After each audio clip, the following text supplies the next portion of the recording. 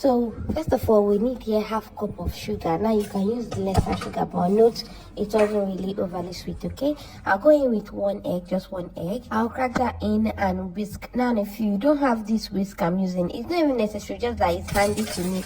I'm always with it. This is what I can find easily, but if you don't have whisk like this, go ahead and use your spatula. It will do a better job. You're going to stain your clothes. Anyway, just 1 minute is okay. All right, so I'll add in milk. I'll dilute my powder milk to get liquid milk. I'm using the 2 tablespoons of powder milk. Then I'll go ahead and mix it properly to get 1 cup of milk. All right, so that's it. So we are done, and I have here with me 1 cup of milk. I'll go ahead and add it into our mixture and mix again. But please, if you have the liquid milk, go ahead and use by all means. I just want everybody to be able to create this that wants to. I don't want to be limited in one particular thing. All right, so liquid milk, powder milk with water, you're good to go. Mix it. Be adding in my vanilla flavor. And if you have the vanilla powder, go ahead and add it the same time you'll be adding your flour into your mixture. Okay, so I added my liquid. Going with 1 teaspoon of yeast. 1 teaspoon of yeast. Now you realize I did not use warm water, I used regular water. All right, so I'll go in with my salt as you like. If you don't like salt, keep it out, but salt will help balance your ingredients. Okay, so just mix everything together like that.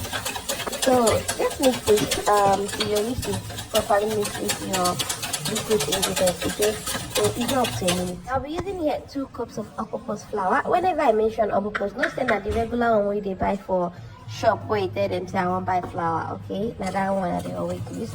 So I'll be doing 1 cup. All right, because this is small, and again I want to mix the 1 cup first before I go in with the another cup, because this might be really dear white. If you're using spatula, go ahead and use your spatula to mix your dry ingredient properly. We don't want it to be very lumpy, we want it to be mixed totally well. All right, I'll add in the remaining cup like that. Always shake your flour, it's very important, all right, to take out any foreign particles and also to make it easier for you to work with. Now after adding that, go ahead and mix. Now you ask, why am I always posting small recipes? It's because I'm using it to teach you guys.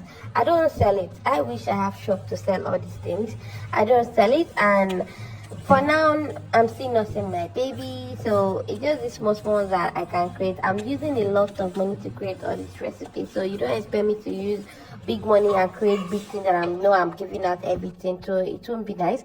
So I'm using here half cup of vegetable oil, but 1/3 cup will absolutely do a good job. All right, so go ahead and adding your oil and mix. Now if you don't want to use yeast that I did in this cake, go ahead and add in your baking powder, but do it the same time you'll be adding in your flour. Okay, go ahead and mix that very well, and you're good to go. You see the way I'm mixing it, just mix it like that. Okay, and after mixing, what we have to do now is to cover your batter and allow it to rest for 30 minutes. Of course we added in this to allow you rest. All right.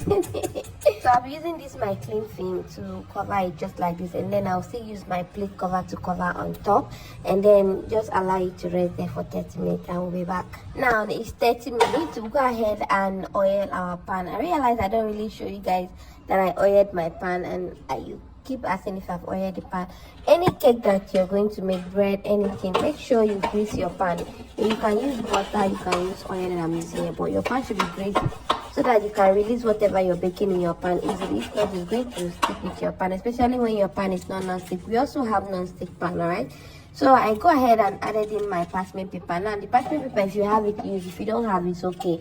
The only thing, your cake, the oil you're adding there, if you do not just stick the flour, your cake will have the oil residue on the body. You understand what I mean? Yeah, when you open your cake, it will have oil on the body. All right, it's 30 minutes and we're ready for the next process. And this next process is very much optional. I just wanted to do it, and also I wanted to use the color for something else, so I decided to use from this particular batter. All right, now I've taken my batter in 3 plates, so go ahead and pour in the remaining one in your pan, or pour in your batter in your pan. If you're not adding color, just pour in your batter directly and bake immediately. All right, do not allow it to stay anymore, because it has already stayed for the time you wanted it to stay. After adding it in your pan like that, tap your pan 3 times to release any excess air.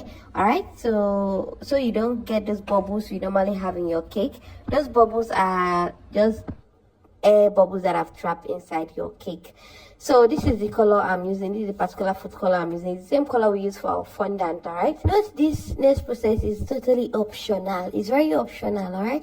So this is just what I'll be doing with all the colors. So I just use all the colors to do just exactly what you're saying here. It's very easy if you want to follow suit. But then if that's when you have color at home. If you don't have color, don't go and buy color just to do this, all right? So after that, I'll just use my skewer like that to, you know, just do pattern jaga jaga on the body, okay? Just like what you're seeing here. It's just so when the cake come out, it will have all those pattern on the body. It's not really necessary, just like I said before. So this is just what I did, you know. I just want to show you what I did, that's all. Now remember at this stage my pot was on the fire preheating, okay? So I preheated my pot on a low heat for 2 minutes. After that, I went ahead and placed in my cake. Cover it tightly, do not open it except you're into 30 to 35 minutes of baking. When it's on a low heat, it will take that time or more. Sometimes I bake cake 1 hour, yes, and it will not burn. Using your pot, do not open your pot always. If not, you lower the temperature, your cake will sink. Now my cake is ready. You realize before it was bigger than this. After opening that first one, I took a lot of time and the cake kind of, you know, reduced a little bit. Our cake is ready. You see my pan, you know, burn. And I baked this cake almost 1 hour, and you can see that pot there. Nothing happened to my pot. I then realized I don't have the strength to make the next recipe. I just baked the remaining cake like that. We have come to the end of the video. This is how you make